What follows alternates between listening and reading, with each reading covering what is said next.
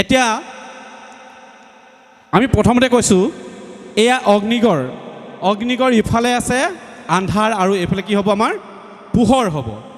তাত ভাৱৰীয়াজন প্ৰৱেশ কৰাৰ আগত এখন আমাৰ মায়া কাপোৰ দিয়া হয় আৰু সেই মায়া কাপোৰখন আমি অতীজৰ পৰা জনাতে বগা শুদ্ধ, কিন্তু আমি এতিয়া দেখিবলৈ পাওঁ কিছুমানে ৰঙা লগাইছে পতি এটা তলত, কিন্তু মানে পীত বস্ত্ৰ হালধীয়া কৰিছে, কিছুমানে মুগাৰ দিছে। এতিয়া কোনটো শুদ্ধ নহয়নে বাৰু? আমি জানিব লাগিব।